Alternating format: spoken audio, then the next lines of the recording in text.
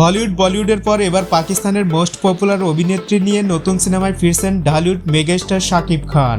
বিষয়টি কতটা যুক্তিসম্মত সেটা নিয়েও বিস্তারিত আলোচনা করা হবে এই ভিডিওতে। 2025-এর ঈদুল আজহায় রায়হান রাফি পরিচালিত শাকিব খান অভিনীত তাণ্ডব আসবে, এই বিষয়টা এখন কম বেশি সবাই অবগত। এর মাঝে বিভিন্ন সোশ্যাল মিডিয়ায় লেখালেখি হচ্ছে শাকিব খানের নতুন সিনেমার তাণ্ডবের নায়িকা থাকবে পাকিস্তানের কোনো জনপ্রিয় অভিনেত্রী। এই বিষয়টি নিয়ে এখন সামাজিক যোগাযোগ মাধ্যমে তুমুল আলোচনা হচ্ছে। বর্তমানে শাকিব খানের প্রতিটা মুভির রিভিউ করে থাকে পাকিস্তানের কন্টেন্ট ক্রিয়েটররা। এর মানে খুব সহজেই বোঝা যায় বাংলাদেশের পাশাপাশি পাকিস্তানেও শাকিব খানের জনপ্রিয়তা আছে। তাছাড়া রিসেন্টলি শাকিব খানের প্রায় সকল সিনেমাই পাকিস্তানে রিলিজ করা হচ্ছে এবং সেখান থেকে তা ভালো সাড়াও পাচ্ছে।